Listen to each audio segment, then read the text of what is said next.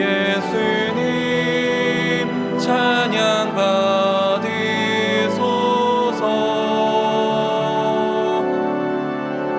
죄 사했네 우리 위해 성령 주셨네. 예수님 찬양 받으소서.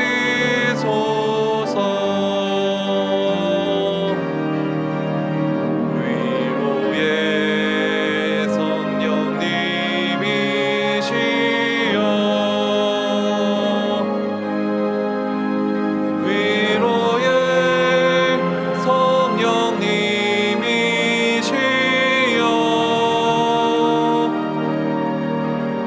우리 안에 계셔서 늘 인도하셨네. 위로의 성령님이시여.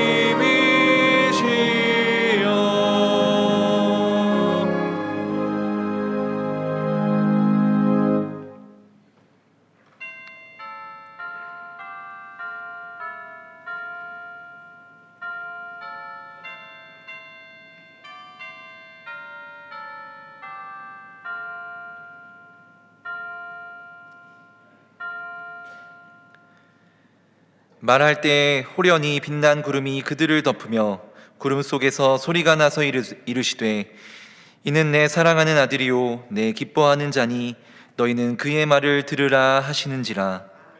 만물의 창조주이신 하나님, 허물과 죄 가운데 살아온 온 인류를 구원하시기 위해 사랑하는 독생자 예수 그리스도를 보내주신 주님의 은혜에 감사드립니다. 모든 어두움을 물리치시고 우리를 구원하신 예수 그리스도께 찬송과 존귀와 영광을 드리며 산상변모주일 예배를 드리오니 우리의 예배를 받아 주옵소서. 한 영혼을 향한 복음의 열정을 회복하게 하시고 열방을 향해 주님께서 말씀하신 대로 나아가 선교하는 교회 되게 하옵소서. 예수 그리스도의 이름으로 기원하옵나이다. 아멘.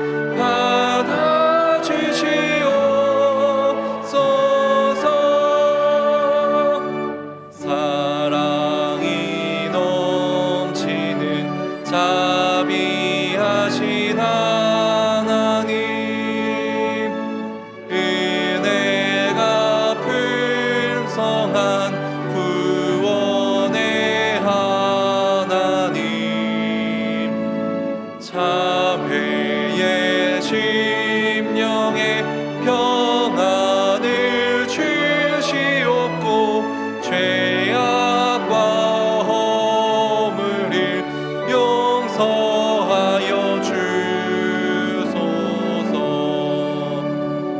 찬송과 영광과 생명 구원의 하나님, 우리의 예배를 받아주시옵소서.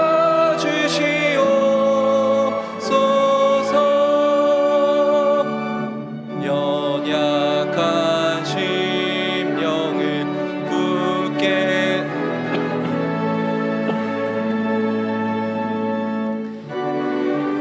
한 마음을 지혜롭게 하시고 주의 뜻 받들어 참되게 살아가며 주 말씀 따라서 용감하게 하소서. 권능과 지혜와 사랑 은혜의 하나님, 우리의 예배를 받아주시옵소서. 주 앞에 나올 때 우리 마음 기쁘고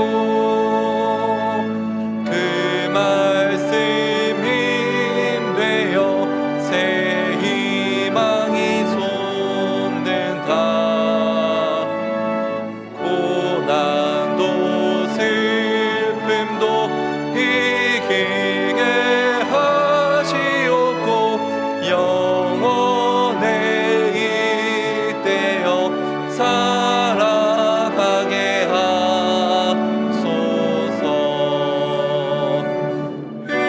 우리의 자랑과 기쁨 생명의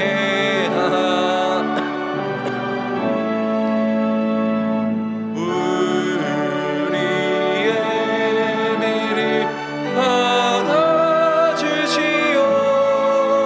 받아주시옵소서.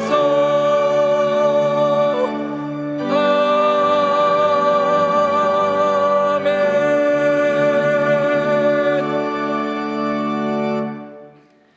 지난 한 주간 우리의 삶을 돌아보며 침묵으로 참회의 기도를 드리겠습니다.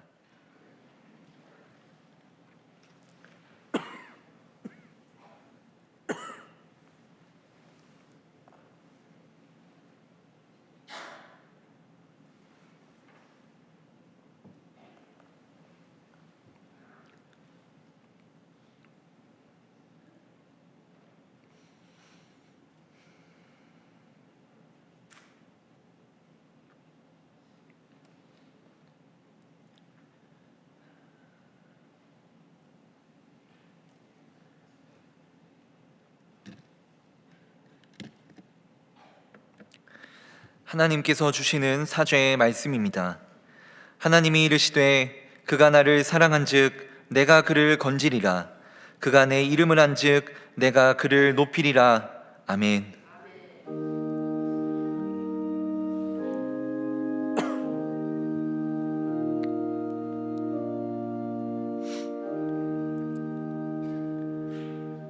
나는 전능하신 아버지 하나님 천지의 창조주를 믿습니다. 나는 그의 유일하신 아들 우리 주 예수 그리스도를 믿습니다. 그는 성령으로 잉태되어 동정녀 마리아에게서 나시고 본디오 빌라도에게 고난을 받아 십자가에 못 박혀 죽으시고 장사된 지 사흘 만에 죽은 자 가운데서 다시 살아나셨으며 하늘에 오르시어 전능하신 아버지 하나님 우편에 앉아 계시다가 거기로부터 살아있는 자와 죽은 자를 심판하러 오십니다. 나는 성령을 믿으며 거룩한 공교회와 성도의 교제와 죄를 용서받는 것과 몸의 부활과 영생을 믿습니다. 아멘.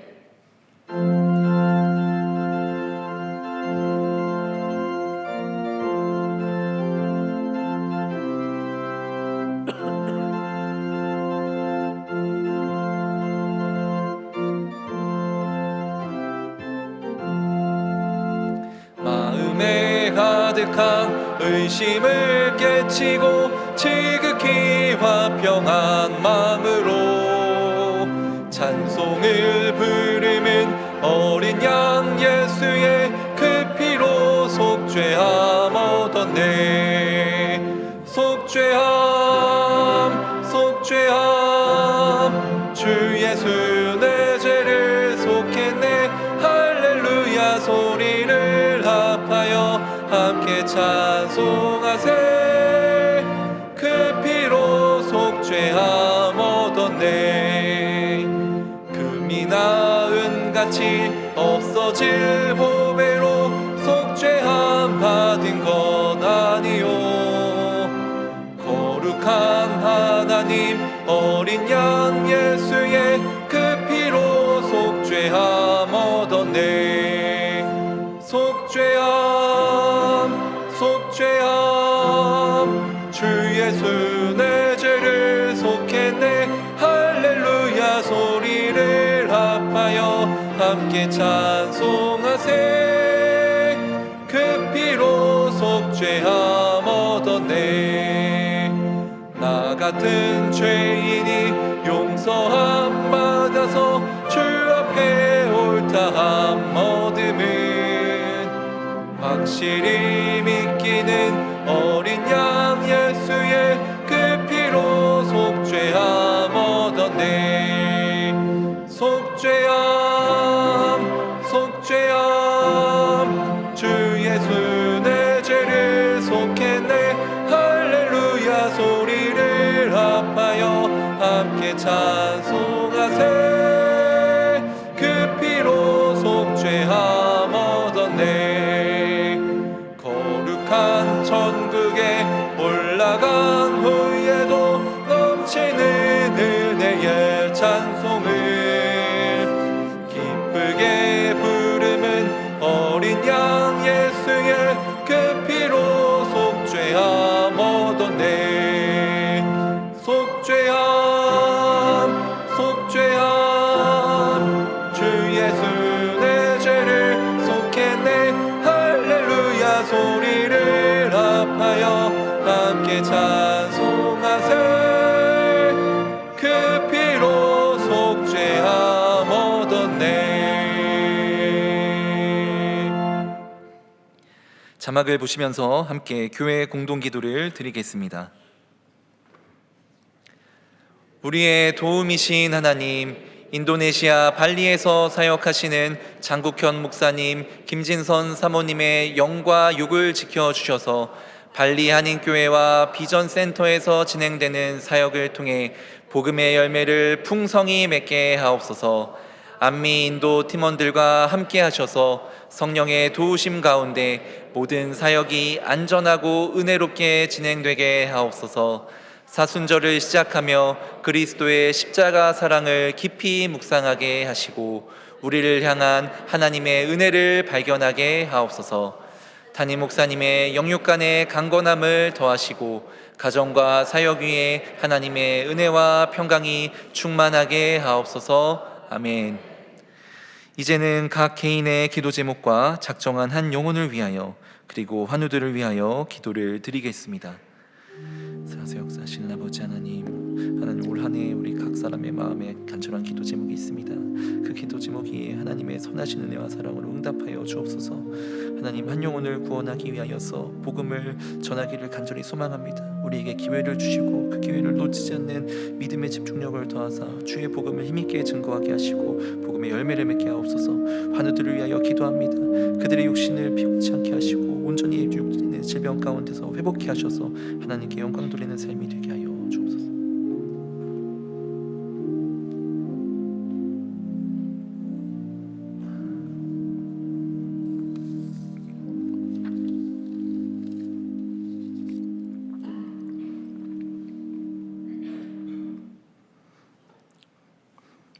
찬양과 경배를 받으시기에 합당하신 아버지 하나님, 설 명절을 잘 지내게 해주시고 귀한 주일 예배의 자리로 불러주신 은혜 감사합니다. 이 시간 온 마음과 정성으로 드리는 이 예배에 주님 홀로 영광과 존귀 받아옵시고 복된 시간, 은혜의 시간이 되도록 저희들과 함께하여 주시옵소서. 자비하신 아버지 하나님, 저희들은 주님의 피값으로 죄사함의 은혜를 입었음에도 말씀에 무디어지고 방심할 때면 사탄의 유혹에 넘어지는 연약한 존재임을 고백하며 회개합니다. 용서하여 주시고 사탄의 참소가 우리의 마음을 흔들어 놓을지라도 그리스도 예수 안에 있는 자에게 결코 정죄함이 없다는 말씀에 의지하여 이 시간 담대한 마음으로 주님 앞으로 나아가니 저희들을 받아 주시옵소서. 아버지 하나님, 올해에도 우리 앞에 다양한 도전들이 있겠으나 강구하옵기는 은혜를 베푸사 지혜와 총명 주시어 우리 심령에 주님의 뜻을 아는 것으로 채우게 하여 주시고 말씀과 기도를 통해 내가 변화되는 용기와 결연함을 주시옵소서. 많은 이들이 교회를 떠나며 갈수록 사람들은 하나님 말씀을 외면하는 시대입니다.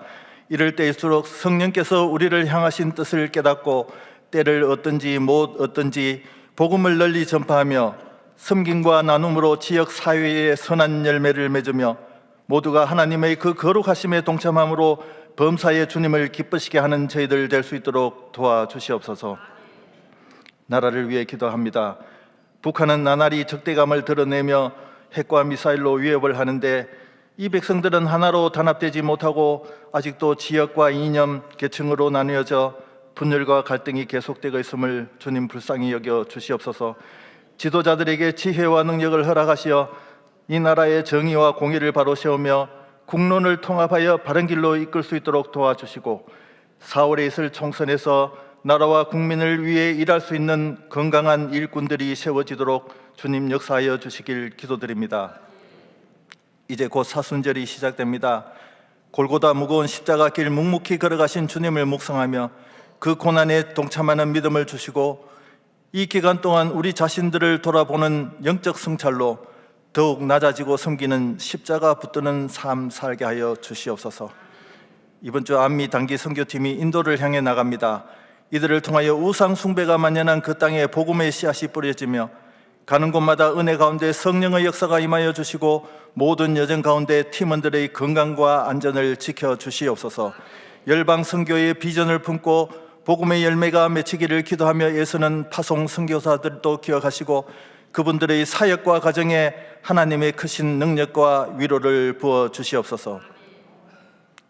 우리 가운데 투병 중인 환우들, 물질적 공경에 처한 교우들, 교회와 가정에 대한 상처로 어려움 중에 있는 성도들을 긍휼히 여기시어 한 사람 한 사람 만지시고 위로 회복해 주시며 그들 몸과 마음의 자유함을 주시옵소서. 지난 23년 동안 한결같은 마음으로 동안재단을 이끌어 오신 김영준 담임 목사님 성령 충만케 하시고 받은 사명 다 이루기까지 주의 권능의 오른손으로 강하게 붙들어 주시옵소서. 오늘 선포하시는 말씀을 통해 주님의 부르심에 믿음으로 반응하며 가슴엔 오직 예수 그리스도만 남아 십자가의 능력으로 세상을 넉넉히 이겨내며 살게 하여 주시옵소서. 영광 올려드리는 시온 찬양대의 아름다운 찬양에 우리의 마음도 담아 올려드립니다. 기쁘게 받아주시고 예배를 위해 섬김의 자리로 나온 모든 이들에게 풍성한 은혜를 더딥혀 주시옵소서. 이 모든 말씀 우리 구주 예수 그리스도의 이름으로 기도합니다.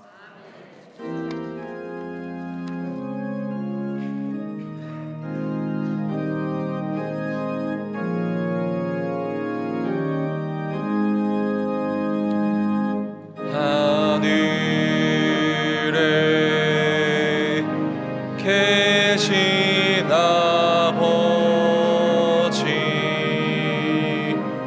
이름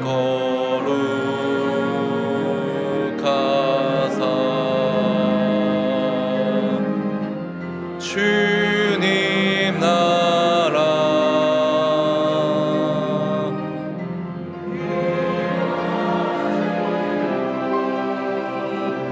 뜻이 이루어지이다.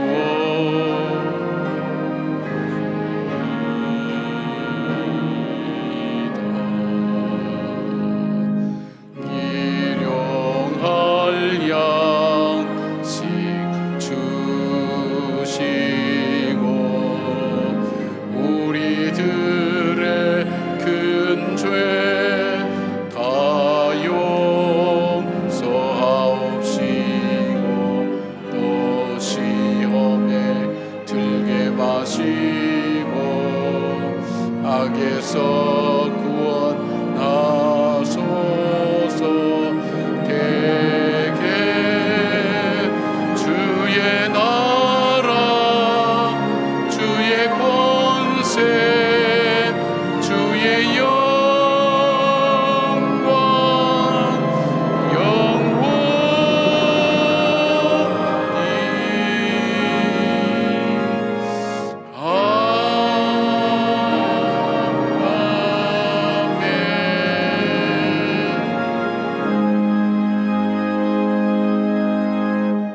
좋으신 하나님 아버지, 오늘은 명절을 맞이해서 우리 가족들이 모이며 함께 기쁨을 나누는 시간입니다. 그러나 돌아보면 우리의 기쁨이 참 기쁨이겠습니까? 기쁨 너머에 우리 속에 잠겨있는 슬픔과 근심과 염려로 가득 찬 저희들의 삶을 주님 아십니다. 그러기에 참 기쁨이신 주님께서 우리에게 산소망 되신 기쁨을 허락하여 주셔서 우리로 하여금 마음으로 기뻐하며 삶을 통해 증가하고 나타내는 참 기쁨의 삶을 살 수 있도록 저희들을 붙들어 주시기를 간절히 원합니다. 하나님, 또 먼 길 떠난 우리의 지체들 위에도 함께 하셔서 저들이 그곳에서도 하나님 화평케 하는 하나님의 자녀의 아름다움을 증거할 수 있도록 도와주시고, 먼 길 오고 갈 때도 주님께서 안전하게 지켜주시며 화목한 가족의 분위기를 만들어 나가기에 부족함이 없도록 하나님 붙들어 주시고 인도해 주시기를 원합니다. 하나님, 우리는 죄와 허물이 많은 죄인입니다. 감히 하나님 앞에 나갈 수 없습니다. 우리가 바리새인과 서기관들처럼 그렇게 기도하지 않고 정말 세리처럼 주여 우리의 죄를 긍휼히 여겨달라고 엎드려 기도하며 간구하며 주의 긍휼을 구하는 저희들의 예배가 될 수 있도록 도와주시며, 하나님, 주의 피로 구속함을 받은 주의 백성이 부를 그 찬양과 드림과 말씀 들음과 하나님 주께 영광 돌림이 우리 가운데 가득하게 하여 주셔서 그 피로 구속함을 주신 그 주님을 찬양하며 그 은혜로 인하여 하나님 우리 속에 다시금 새로운 출발이 시작될 수 있는 은혜를 베풀어 주시기를 간절히 원합니다. 지금도 병상에서 예배를 함께 참여하는 주의 자녀들 위해 함께하여 주시옵고, 주님 속히 일으켜 세워 주시옵고, 하나님 그리하여 주의 전에서 함께 예배드림의 기쁨을 함께 나눌 수 있도록 주님 함께하여 주시오며, 특히 어려움 중에도 주의 전을 하나님 찾아와 함께 예배드리는 연세 많으신 어르신들이나 몸이 불편한 분들에게도 함께 하셔서 주님께서 예배드리는 가운데 깨끗하게 치료하여 주실 뿐 아니라 어둠과 간영에게 눌려있는 주의 자녀들 위해 주의 성령이 충만하여서 하나님 자유롭게 되는 놀라운 주의 은혜가 있게 하시고, 염려와 근심은 십자가 밑에 내려놓고 자유케 하시는 주의 은혜가 우리 가운데 넘치는 예배가 될 수 있도록 함께하여 주시옵소서. 귀한 예물을 구별하여 아버지의 것으로 알고 올려드립니다. 주님 영광 받아 주시옵고, 하나님 우리에게 인생을 살아가면서 때를 따라 공급해 주시는 하나님 은혜가 얼마나 큰지를 감사하는 저희들 되게 하시고, 감사함을 잊지 않을 때에 우리에게 겸손함과 진실함으로 주의 부르심 앞에 응답하는 저희들 될 수 있도록 함께하여 주시옵소서. 주님, 어둠과 간영들이 예배를 방해하지 못하도록 성령께서 함께하여 주시오며, 우리 심령 속에 꼭 들어야 될 주의 말씀, 꼭 불러야 될 살아있는 생명의 찬양들, 드려야 될 우리의 중심과 마음이 드려지는 복된 예배가 되게 하여 주시옵소서. 살아계신 예수님 이름으로 감사하며 기도드리옵나이다. 아멘. 할렐루야. 네, 오늘은 특별히 더 반가운 것 같아요. 명절날 뵈니까 얼마나 반가운지 모르겠습니다. 명절에 그 가족들이 모이는 그 시간에도 여러분께서 예배 자리에 함께 나오셔서 감사를 드립니다. 우리 자고 있는 분들 좀 축복하시죠. 주의 평강을 기원합니다. 주의 평강을 기원합니다. 여러분이 빈 축복이 잘 이루어지면 좋겠어요. 우리 사청에는 잘 인사를 잘 안 하시는 것 같아요. 그래서 각자 은혜 각자 받아서 먹고 살자 그런 생각이신지 모르는데 나눌 때 더 커집니다. 좀 더 나누시면 좋을 것 같아요. 이번 주 수요일부터 사순절이 시작됩니다. 사순절은 부활절을 앞두고 주일을 뺀 40일, 그때부터 시작하죠. 수요일 날 시작하게 되죠. 이 시간은 우리를 향해서 십자가를 지시고 묵묵히 십자가의 길을 가신 그 주님, 그 십자가를 넘어서 부활의 영광으로 우리에게 찾아오신 산소망 되신 그 주님을 묵상하며 살아가는 그 기간입니다. 늘 우리가 신앙 안에서 살아야 되지만 이 사순절 기간에는 특별히 십자가를 많이 묵상하시면서 그렇게 살아가는 그런 시간이 되기를 바랍니다. 우리 재직 수련회의 부흥회가 3월 3일부터 5일까지 있습니다. 누구에게는 그냥 3월 3일과 3일, 4일, 5일에 불과하지만 어떤 사람에게는 삶이 바뀌는 날이 될 수가 있습니다. 우리 한국 교회에서 가장 영향력 있는 귀한 부흥사 3분을 모셨습니다. 여러분께서 매일 저녁 주시는 그 은혜를 우리가 함께 나누고, 특별히 재직되시는 분들은 아예 시간을 정해놓고 꼭 나오셔서 은혜를 받고 하나님 앞으로 나가고 섬길 수 있기를 부탁을 드립니다. 오늘은 식당을 운영하지 않습니다. 다음 주일날 하게 됩니다. 오늘 너무 아쉬운 마음 갖지 마시고 집에 가셔서 맛있는 것 함께 나누시길 바랍니다. 우리 안미인도 단기 선교가 이번 주 화요일날 14일날 출발하게 됩니다. 여러분께서 기도해 주셔서, 지금 인도의 상황이 별로 좋지 않기 때문에 여러분께서 특별히 기도를 많이 해 주셔야 됩니다. 해 주시고, 또 오늘 중보기도 하신 우리 발리 한인교회 장국효 목사님 위해서도 여러분께서 기도 많이 해주시기 바랍니다. 사역을 잘하고 계신데 하나님 주신 사역 잘 감당할 수 있도록 여러분 함께 기도해 주시기 바랍니다. 우리 교회 소식 영상으로 계속 나누겠습니다. 사랑하는 내 딸아, 너의 자금도 내겐 귀하다. 너와 함께 걸어가는 모든 시간이 내게 힘이라. 사랑하는 아들아, 내 연약함도 내게 금이라. 너로 인해 잃어버린 나의 양들이 돌아오리라.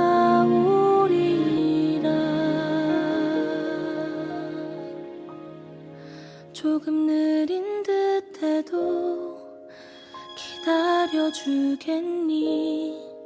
조금 더딘 듯해도 믿어줄 수 있니?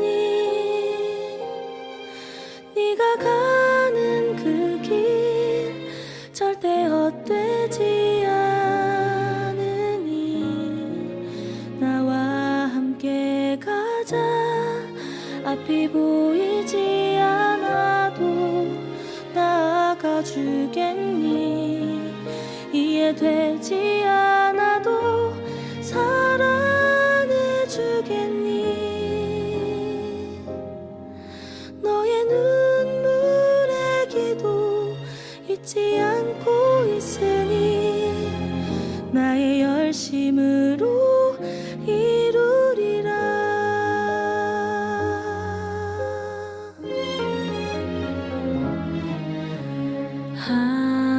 하나뿐인 사랑아, 내게 부탁이 있다. 길 잃어 지친 영혼 돌아보라. 나의 품으로 안기어라. 조금 느린 듯해도 기다려주겠니? 조금 더. 오늘 우리에게 주시는 하나님의 말씀은 누가복음 6장 12절에서 16절 말씀입니다. 다 함께 일어나셔서 하나님의 말씀을 경청하겠습니다.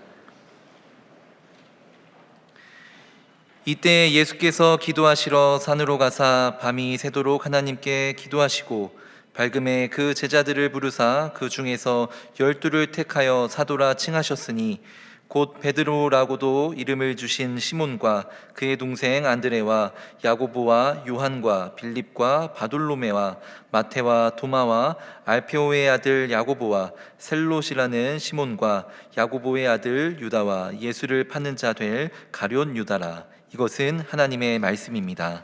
아멘.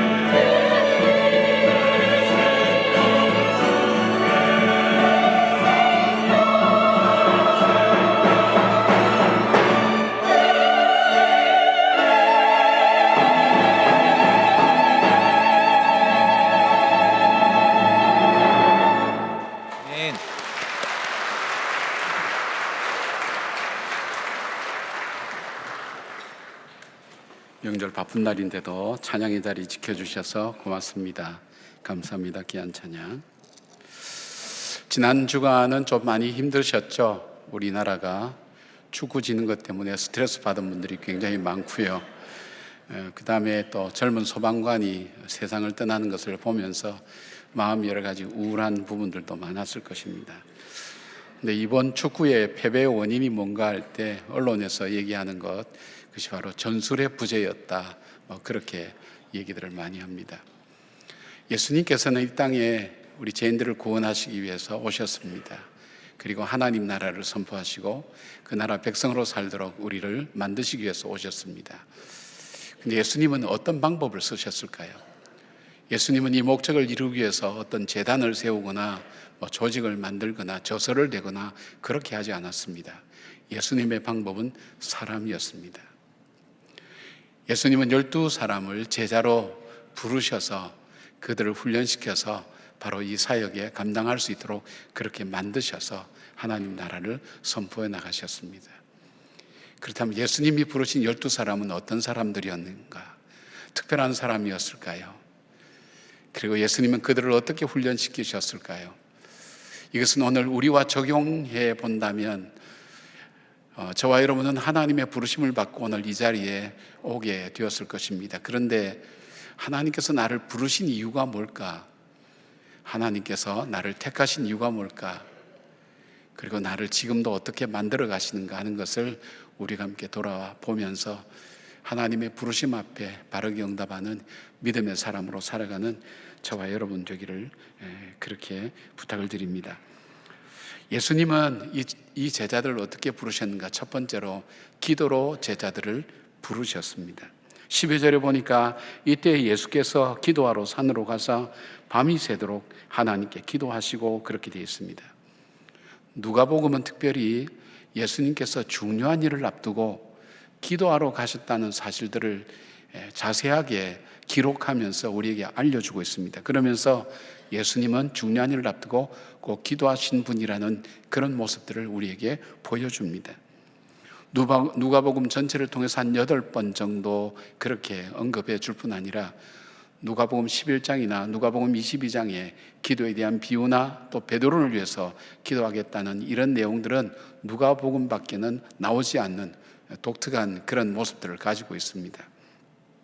그렇다는 것은 예수님께서 제자들을 부르시기 위해서 무슨 공개 모집하거나 특징이 있거나 그들을 그렇게 하는 것이 아니라 예수님 홀로 산에 올라가셔서 밤새도록 기도하시면서 이 제자들을 선택하셨다는 것입니다. 그런데 오늘 예수께서 기도하러 산으로 가서 밤이 새도록 하나님께 기도하시고 하는 이것이 다른 곳과는 조금 다른 어떤 차이가 있다는 것입니다. 예수님께서 기도하셨다는 것은 우리가 앞에서도 찾아볼 수 있는데 산으로 가서 기도했다는 것은 앞으로는 모르겠지만 지금까지는 예수님께서 산에 올라가서 기도하신 것은 언급되지 않습니다. 그런데 여기에 산에 올라가셨다고 되어 있습니다. 예수님이 세례 받을 때도 기도하셨고 마귀 시험 받을 때도 기도하셨지만은 그들은 주로 해변이나 그리고 들판에서 광야에서 이 기도를 하셨지 산으로 올라가시진 않았습니다. 그만큼 이 비중이 예수님의 사역에 중요한 것이었다는 것을 여기서 알 수 있습니다. 그리고 밤이 새도록 그리고 하나님께 기도하셨다 그렇게 되어 있습니다. 이 성서대학교 최정건 목사님 해석에 의하면 본문에 나타난 예수님의 기도 중 가장 특징적인 것은 하나님께 기도했다는 사실입니다. 지금까지 기도에는 하나님께라는 표현이 나타나진 않습니다. 그러나 여기에 하나님께라는 이 표현을 써서 하나님을 강조하고 있는 이유가 뭘까? 그는 두 가지로 그렇게 설명합니다. 우리가 이 하나님께라는 것을 목적격, 헬라어 문법에 목적격으로 사용할 경우는 하나님께 기도했다. 그렇게 우리가 평소 이해하는 대로 되지만 이것은 헬라어 문법상 소유격으로도 쓸 수 있다는 것입니다. 그러니까 뭐냐면 하나님의 기도라고 볼 수 있습니다. 이런 면에서 번역을 다시 한다면 하나님의 기도로 그는 밤새도록 기도하고 있었다라고 번역할 수가 있다는 것입니다. 그렇다면 우리가 그냥 읽고 지나갈 수 있지만 우리가 드리는 기도는 우리의 소원이나 우리의 안타까움을 담아서 하나님께 보통 드리죠. 이것을 우리들의 기도라고 그렇게 부를 수 있습니다. 그런데 제자들을 택하시는데 예수님은 자신의 기도가 아닌 하나님의 기도를 산에서 밤이 새도록 들이셨다는 것입니다. 하나님의 기도는 하나님의 뜻을 나의 기도에 담는 것을 말합니다. 예수님께서는 밤이 새도록 하나님의 뜻을 담기 위해서 기도하셨다고 그렇게 말씀합니다.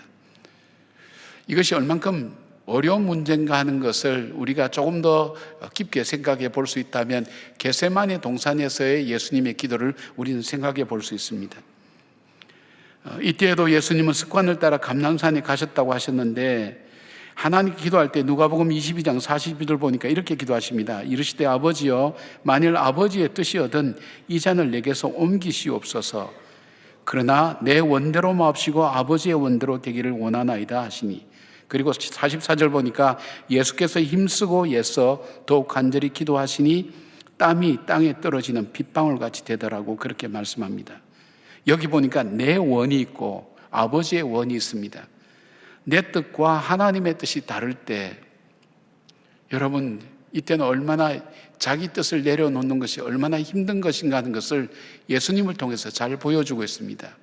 완전한 인간으로 오신 예수님 나름대로 계획이 있고 기준이 있고 그리고 선택이 있을 수 있는데, 예수님께서 하나님의 기준을 받아들이기 지금은 못하고 있는 겁니다. 그런데 밤새도록 기도하면서 하나님의 기준을, 하나님의 기도를 내 기도로 받아들여서 그 기도를 하는데, 그것이 얼만큼 고통스럽고 힘든 일이었기에 땀방울이 빗방울이 되었다고 그렇게 성경은 표현하고 있습니다.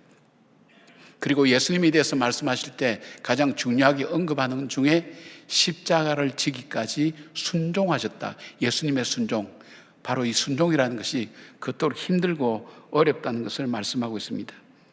바울은 고린도전서 9장 27절에 내가 내 몸을 쳐 복종하게 함은 그렇게 말씀하는데, 내 몸을 친다는 이 단어 휘포피아조라는 단어를 썼는데, 이 단어는 어떤 표현을 쓸 때 쓰는가 하면, 더 쉽게 말씀드리면 권투할 때 상대방이 이 사람이 다른 사람을 넘어뜨리기 위해서 눈 두덩이 있는 데를 정말 이게 넘어지도록, 더 이상 일어나지 못하도록 그렇게 힘차게 때리는 것을 말합니다. 그걸 쓸 때 이 단어를 씁니다. 그렇다면 바울은 뭡니까? 내 뜻이 있지만 내 뜻을 내려놓고 하나님의 뜻을 내가 받아들이고 그 뜻대로 순종하기 위해서 내가 겪어야 될 고통은 어떤 고통인가 하면, 눈덩이에 피멍이 들도록 나를 스스로 쳐서 내려놓지 않으면 순종할 수 없는 길이라는 것을 여기에 말씀하고 있습니다. 여러분, 예수님은 왜 이토록 하나님의 뜻 앞에서 자기를 쳐서 복종시키지 않으면 안 될 이유가 있었을까요? 아마 그것은 하나님께로부터는 12제자의 명단에 있지 않았을까 생각합니다. 왜냐하면 이 명단 중에는 자기를 팔아서 고통스러운 십자가로 넘길 가룟 유다라는 사람이 여기에 포함되어 있었습니다. 여러분 한번 생각해 보십시오. 자기를 배신할 사람하고, 심지어는 자기를 팔아서 감옥에 집어넣을 사람하고 사업을 동업하겠다고 하는 분 여러분 중에 있습니까? 자녀도 아마 보지 않을 거예요. 그 자녀의 속셈을 알고 그렇다면 아무리 자녀를 알지라도 가까이 하지 않을 거예요. 그런데 예수님은 아셨어요. 가룟 유다가 자기를 팔아서 십자가에 넘길 것을 알았어요. 가룟 유다만 있는 게 아닙니다. 여기 보니까 예수님을 배신하고 실패할, 일을 맡겨도 실패할 이 베드로라는 사람도 여기 나온다는 것입니다. 베드로라는 이름이 맨 처음 나오는 거 보면 아마 베드로라는 이름에 더 많이 이 관심이 가졌고 비중을 가졌는지도 모릅니다. 여러분, 실패할 사람에게 일을 맡기거나 실패할 사람과 동업할 사람이 있습니까? 아니, 실패한 사람보다 더 어려운 사람이 어떤 사람입니까? 배신한 사람 아닙니까? 말씀드리지만 배신한 사람은 내 몸이 알아요. 배신할 사람은 내가 용서했다고 말한다 할지라도 저 앞에서 걸어오면 내 몸이 알아서 저절로 피해요. 만나고 싶지 않아요. 함께하고 싶지도 않고 보고 싶지도 않아요. 그것이 배신한 사람에 대한 사람의 일반적인 감정입니다. 그리고 이 제자들은 다 어떤 제자들입니까? 위기와 어려울 때에 예수님을 다 버리고 도망갈 제자들이라는 걸 알 때 예수님이 선뜻 바로 이 사람들을 제자 삼겠다고 그렇게 말씀하실 수가 있었을까요? 받아들일 수가 없었을 것입니다. 이것은 이 제자들에 대한 부분이 아니라 오늘 저와 여러분을 향한 우리 하나님의 부르심 앞에도 동일하게 적용되고 있지 않습니까? 저는 왜 하나님께서 저를 택하셨는지 저는 아직도 이유를 몰라요. 여러분은 아시는가요? 왜 나 같은 사람을 부르셔서 주님을 믿게 하셨고 주님의 제자로 나를 부르셨는지, 왜 이 바쁜 시간에 주일날 교회 와서 예배드리고 함께 봉사하고 섬기는 이 일에 하나님께서 왜 나를 부르셨는지 여러분 그 이유를 아시는 분이 계시나요? 그런데 우리 자신들을 한번 돌아보십시다. 저는 제가 제 같아도 저를 선택하지는 않을 것 같아요. 저 자신을 솔직하게 말씀드리면. 우리 중에는 실패자가 없나요? 하나님께서 은혜와 축복으로 주신 가정을 힘들게 만들고 어렵게 만든 분들은 없나요? 하나님께서 귀하게 주신 생명을 정말 하나님께 주신 귀한 이 사역들을 스스로 망치고 실패한 분들은 없나요? 어쩌면 하나님의 뜻과 내 뜻이 상치될 때에 하나님의 뜻을 짓밟으며 내 뜻을 세웠던 그런 배신자는 없나요? 아니, 그것까지는 아니더라도 고개를 돌리면서 뒤돌아서서 다른 길로 갔던 분 없나요? 우리의 삶이 그런 모습이 아닌가요? 그런데도 왜 그 하나님은 나를 부르셨을까요? 그것을 우리는 은혜라고 밖에는 표현을 못합니다. 일방적으로 베푸시던 하나님의 사랑, 그 표현밖에는 쓸 수가 없습니다. 왜 나를 구속해 주는지 나는 알 수 없다가 그 찬송이 아니라 내 삶에 나를 통해서 나를 정직하게 직면할 때 바라보는 겁니다. 그 하나님은 그러시면서도 불구하고 나를 부르셨다는 것입니다. 우리가 하나님의 부르심이라는 찬양이 있는데 그 가사가 참 마음에 와닿았습니다. 하나님의 부르심에는 후회하심이 없네. 내가 이 자리에 선 것도 주의 부르심이라. 하나님의 부르심에는 결코 실수가 없네. 나를 부르신 하나님의 신실하심을 믿네. 작은 나를 부르신 뜻을 나는 알 수 없지만 오직 감사와 순종으로 주의 길을 가리라.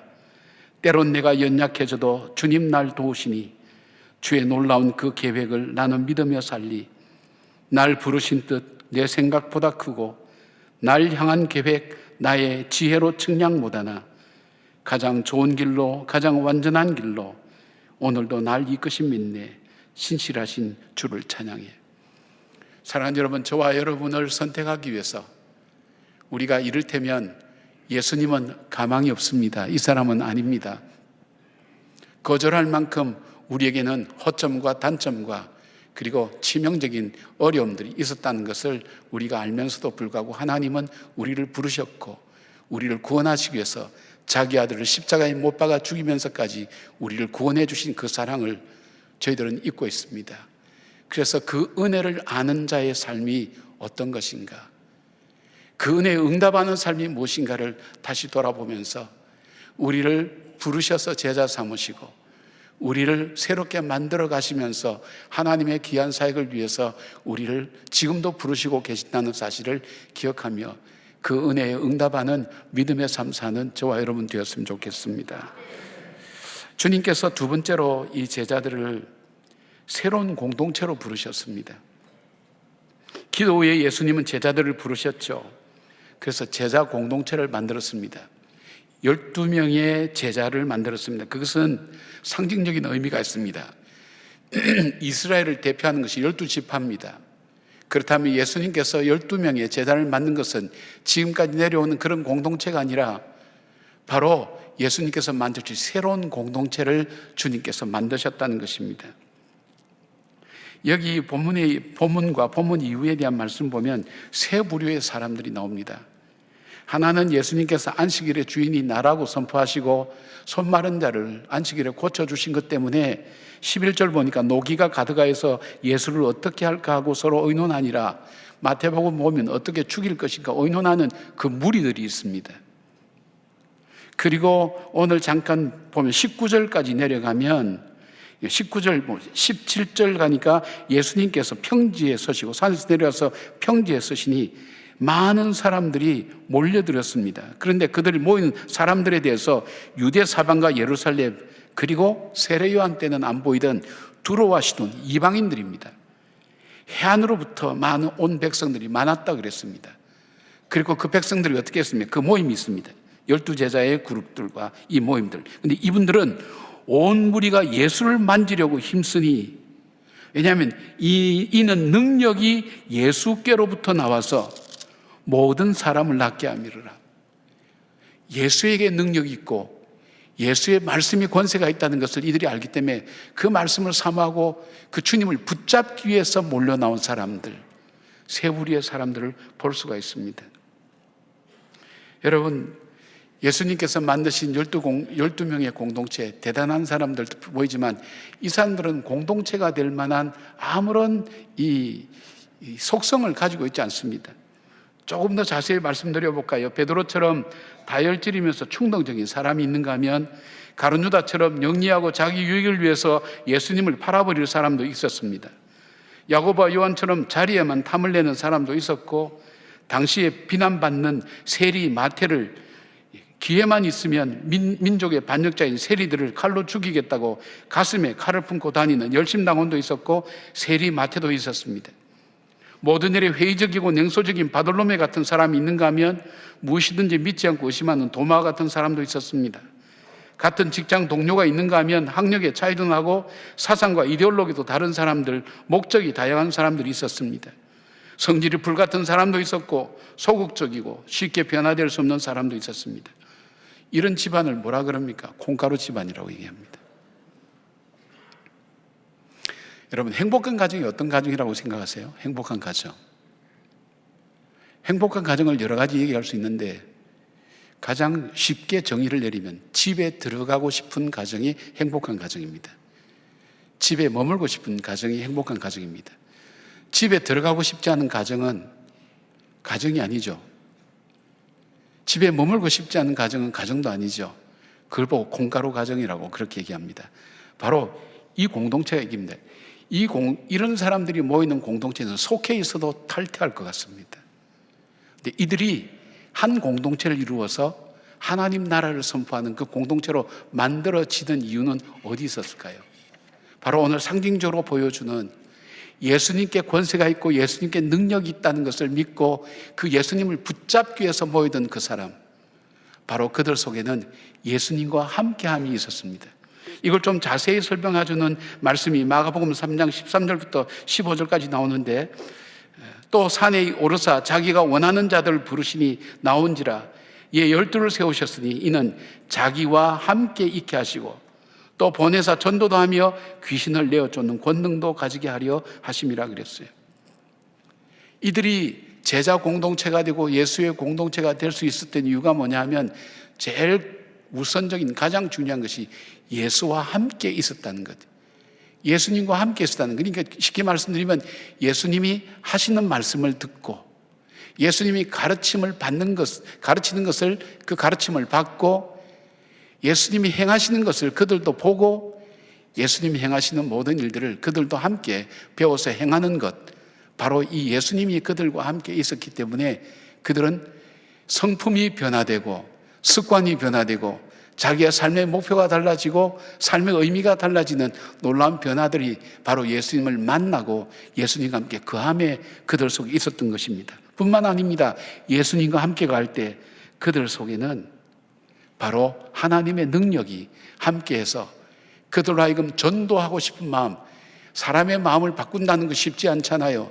전도하는 거 쉽지 않잖아요. 전도하게 되고 그들이 귀신을 쫓아내는 능력도 행할 수 있는 것, 바로 예수님과 함께 하기 때문에 가능한 것을 보게 됩니다. 예수님과 함께 할 때 예수님을 통해서 배우고 예수님을 닮아가죠. 교회에 일을 열심히 하는 분들을 봅니다. 보면 좀 남다른 데가 있어요. 이 하나님 앞에 신앙적인 자기의 시간들을 많이 투자하는 분들, 많이 하나님과 더 가까이 하려고 하는 분들이 많이 있습니다. 그런데 그 중에 혹 그렇지 않은 분이 있어요.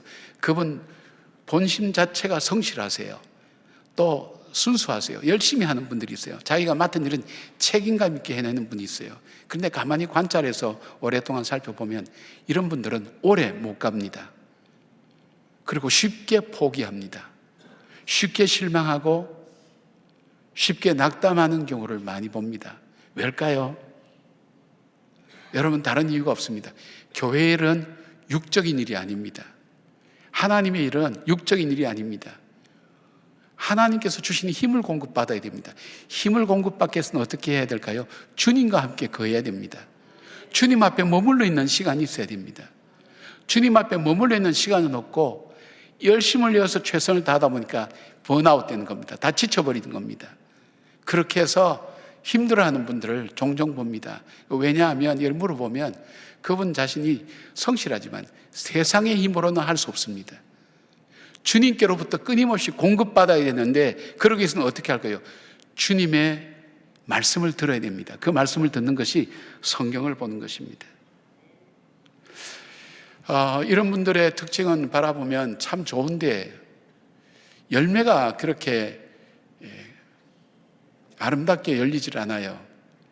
육체의 열매를 많이 맞는 경우를 봅니다. 올인을 하기 위해서 관계들이 깨어지고 무너진 것도 많이 봅니다.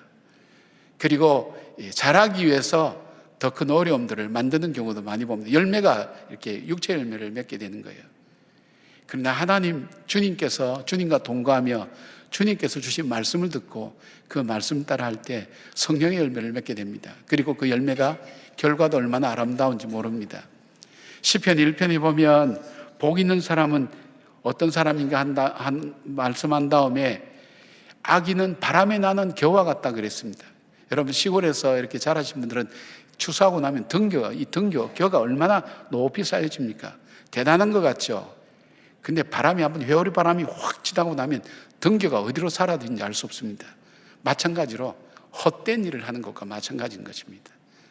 우리가 주님 없이 사역할 때, 주님 없이 섬길 때, 주님 없이 신앙생활할 때, 그래서 주님은 너희가 나를 떠나서는 아무것도 할 수 없다고 하신 말씀이 바로 그 말씀인 겁니다.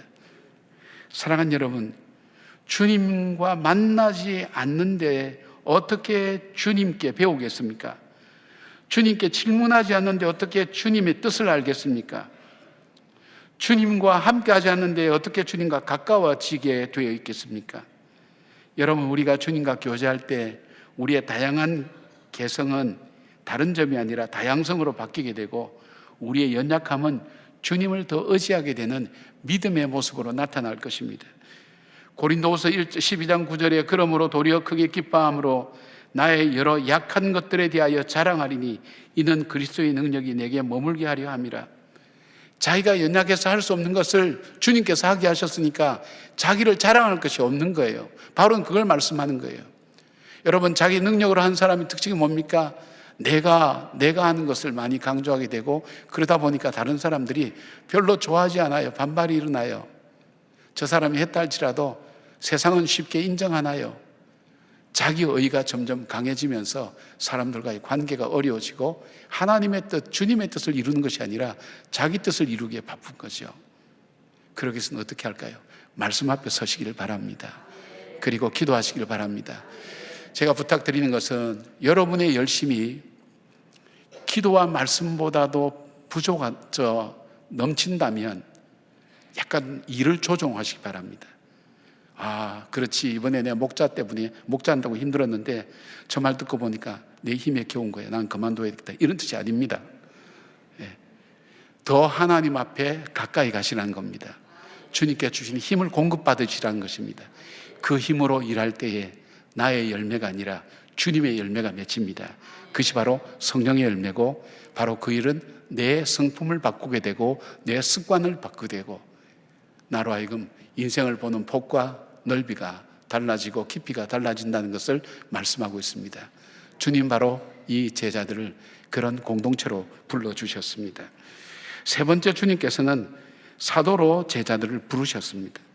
13절에 보니까 밝음에 그 제자들을 부르사 그 중에서 12를 택하여 사도라 칭하시니라고 말씀합니다.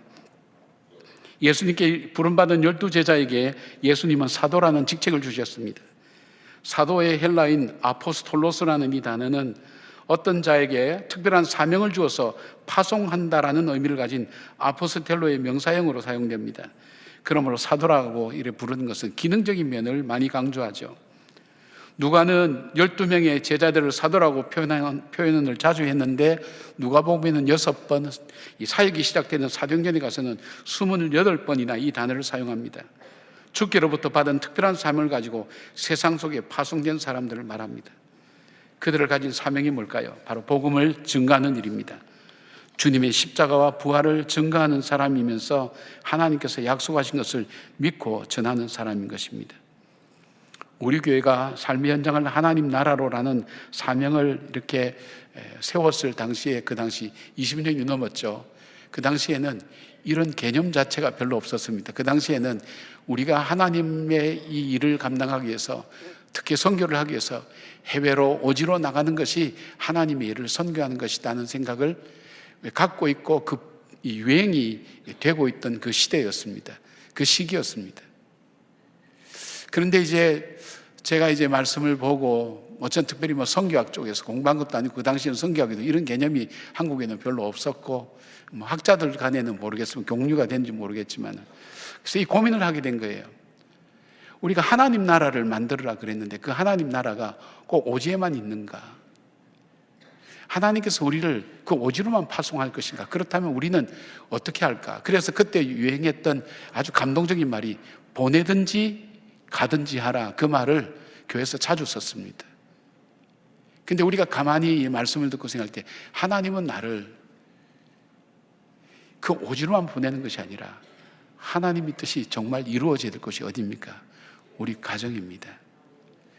사랑하는 여러분, 저는 이제 뭐 결혼 생활도 꽤 오래 했지만은 되돌아보면 내가 남편으로서, 아빠로서 제대로 가정을 꾸려 나갈 수 있는 자격이 있었을까?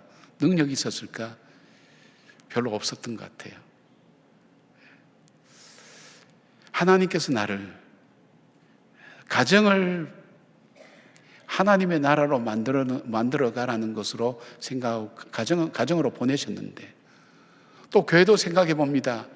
참 좋은 성도님들을 하나님 만나게 해주셔서 지금까지 여러분을 섬겨왔는데 정말 나는 여러분을 섬길 만한 자격이 있는 목사로서 살아왔는가? 솔직히 고백하면 겸손을 떨려고 하는 것이 아니라 정말 자격이 없습니다. 이건 제 친구들이, 제 동기들이 압니다. 너 아직도 동안교회에 있니? 뭐 이렇게 질문하는 그 속에는 너 그럴 줄 몰랐다, 뭐 그런 생각이죠. 당연하죠. 뭐 그 때문에 뭐 다르게 생각하지 않습니다. 맞다고 생각합니다. 제가 생각할 때 그때 하나님께서 오지로만 보내는 것이 아니라 나를 가정으로 보내셨다. 이 가정이 참 저는 후회되는 부분도 많지만 하나님이 통치하시는 하나님 나라가 되도록 나를 파송해 주셨다. 나는 하나님께 보냄을 받은 자다. 그 생각을 할 때부터 생각이 많이 바뀌었어요. 그런데 불행한 것은 이게 결혼 초창기부터 이런 마음 가졌으면 제가 이렇게 안 살 건데 비교적 최근에 그런 마음들이 많이 들었어요. 그래서 아내한테 얼마나 미안한지 모릅니다. 자녀한테도 미안하고요. 여러분, 우리를 가정으로 보내셨어요. 하나님께서 우리를 교회로 보내셨어요. 그리고 우리를 직장으로 보내셨어요. 파송하셨어요. 그리고 이 시대 속에, 이 민족 속에 주님 보내셨어요. 어떻게 하라고요? 여기에 하나님 나라를 선포하고 주의 의와 희락과 화평의 나라가 이루어지도록 주님께서 보내주셨어요. 그런데 이 고민이 제 고민만이 아니라는 걸 뒤에 알게 됐어요. 서구 교회론의 새로운 지평을 열었다고 평가받는 영국의 신학자이면서 인도의 선교사였던 레슬리 류비긴 선교사는 자신은 오랫동안 영국에서 파송받아서 인도에서 선교사로 사역을 했습니다. 근데 그가 오랜 시간 동안 사역을 마치고 돌아왔던 영국은 자기를 파송했던 그런 영국이 아니었습니다. 세속주의에 물들면서 영국 자체가 이미 선교의 대상지로 바뀌어져 있다는 것을 발견하고 그는 선교의 개념을 바꾸어 버렸습니다. 사랑하는 여러분, 주님께서 우리를 파송하셨는데 파송하시는 그 주님 앞에서 우리가 온전히 순종하기 위해서 가장 중요한 것이 뭐냐면 성령 충만입니다. 성령으로 충만하지 않고는 파송받은 곳에서 하나님 나라를 이루어갈 수 없습니다. 그래서 주님께서 하셨던 말씀이 있잖아요. 오늘 누가가 사도행전 1장 8절에 이렇게 표현합니다. 오직 성령이 너에게 임하시면 너희가 권능을 받고 예루살렘과 온 유대와 사마리아와 땅 끝까지 이르러 내 증인이 되리라 하시니라. 이 말씀 뭡니까? 제자들이 이스라엘을 회복할 날이 언제입니까? 주님 언제입니까? 그거는 너희에 상관할 바가 아니라 너희에게 성령이 임하시면 너희가 권능을 받고, 그리고 바로 이 예루살렘, 쉽게 말하면 우리의 가정, 내 삶, 뭐 이렇게 얘기할 수 있죠. 예루살렘과 그리고 유다와 온 열방 끝까지 내 복음을 증가하라고 그렇게 말씀하시는 것을 우리가 들을 수 있습니다. 그렇기 위해서는 우리에게 성령의 충만함이 있어야 됩니다. 하나님께 사모하셔야 됩니다. 주님, 나에게 이 성령 충만함을 주십시오. 내 가정을 섬길 때에도 정말 주님께서 파송한 사람으로 내가 아내로, 남편으로, 자녀로, 부모로 살아갈 수 있도록 나를 붙들어 주십시오. 나를 교회로 파송했습니다. 정말 이 교회가 하나님 주신 사명 감당하는 교회로 세워질 수 있도록 하나님, 내가 쓰임받게 하여 주십시오. 나를 직장으로 파송해 주셨습니다. 단순히 가서 일하는, 벌어먹고 사는 그런 직장이 아니라 하나님께서 파송해 주셔서 그 직장을 통해서 주의 영광을 드러내는 그런 삶을 살도록 하는 것, 그건 우리 능력 밖입니다. 어떻게 할까요?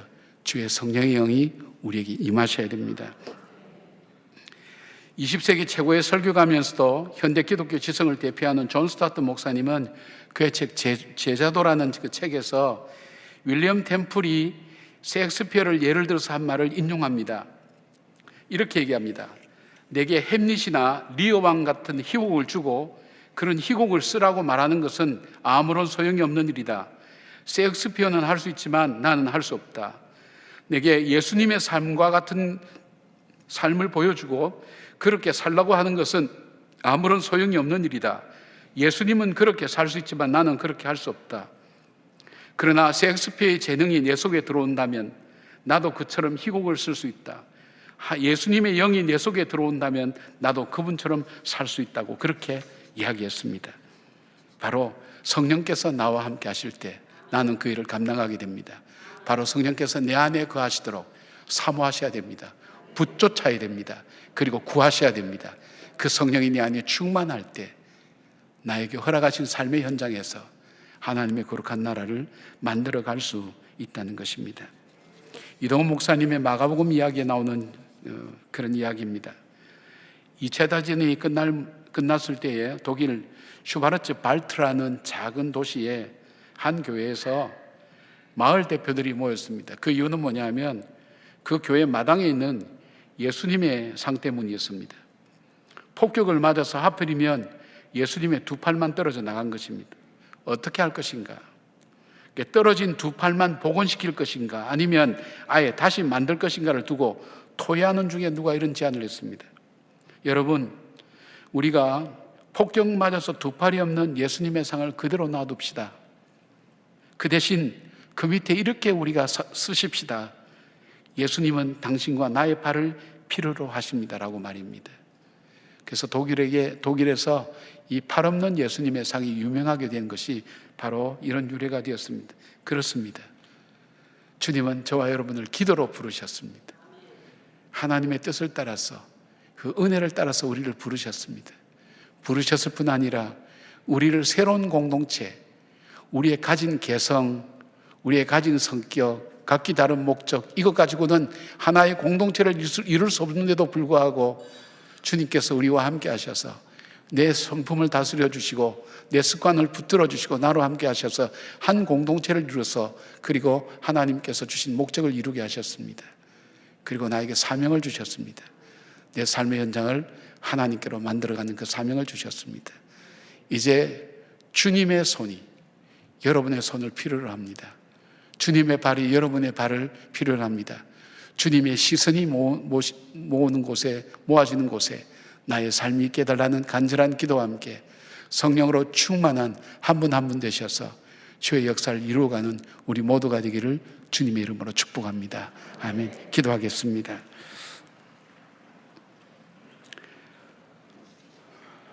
허물과 죄가 많은 나를 부르셔서 주님의 자녀 삼아주신 이 신비로운 놀랄만한 이 일의 해답을 저희들은 모릅니다. 주님의 은혜라고 밖에는 말할 수가 없습니다. 내가 나를 돌아볼 때에도 그 일에 자격 없는 사람인 것을 고백하지 않을 수 없는 것이 오늘 우리의 공동체 한 사람 한 사람의 마음입니다. 그러기에 주의 은혜를 찬양합니다. 주의 은혜에 감사합니다. 그 은혜에 합당한 부름 앞에 응답하는 믿음의 사람으로 살아가게 하여 주시옵소서. 우리가 머무는 곳이 삶의 현장이 하나님 나라가 되게 하여 주시고 주의 역사 이루어지는 귀한 나라가 되게 하여 주시옵소서. 우리를 주의 제자 삼으신 예수님의 이름으로 기도드리옵나이다. 아멘. 우리 다 같이 일어나셔서 고백의 찬양 함께 올려드리겠습니다.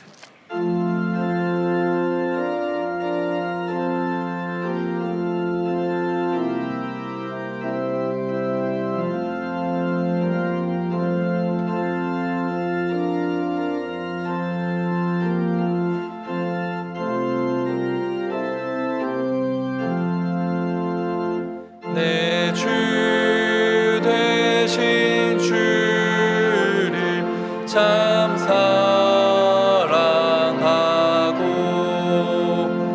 곧 그에게 죄를 다고 합니다.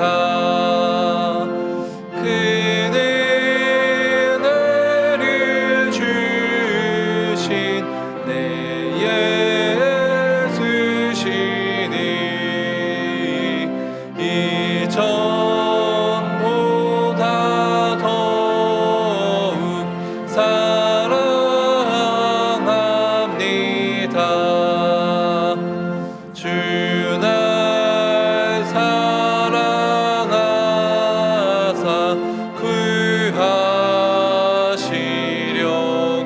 구하시려고 저 십자가 고난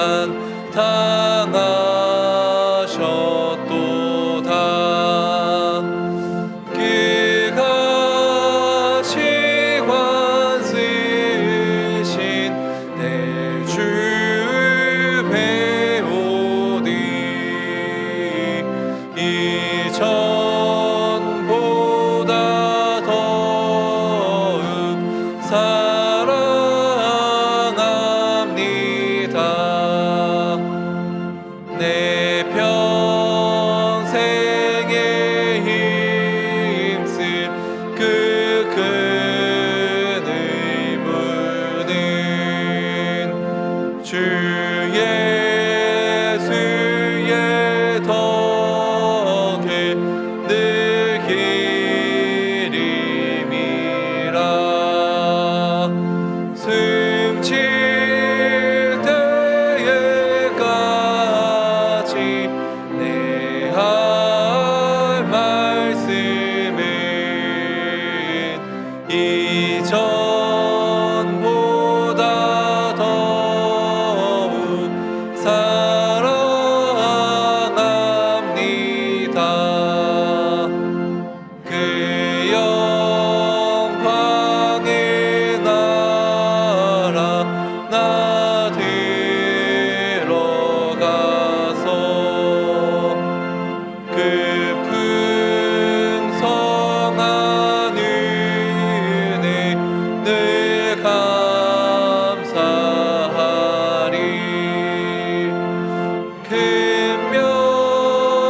금멸류관 쓰고 나 찬송할 말 이전보다 더욱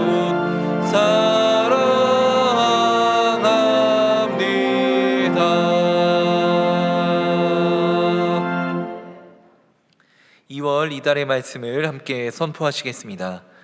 각각 은사를 받은 대로 하나님의 여러 가지 은혜를 맡은 선한 청지기 같이 서로 봉사하라. 아멘. 이제는 우리 주 예수 그리스도의 은혜와 우리 하나님의 사랑과 성령님의 감화 감동하심과 충만케 하심이 삶의 현장에 보냄을 받은 주의 백성들, 우리를 이유 없이 불러주신 그 부름의 은혜에 감사하며 그 부르심 부탁에 응답하며 믿음으로 살리라 다짐하는 주의 백성들 머리 위에 그가 속한 가정과 직장과 사회와 이 나라와 이 민족 위에 지금부터 영까지 함께 하시기를 간절히 축원하옵나이다. 아멘.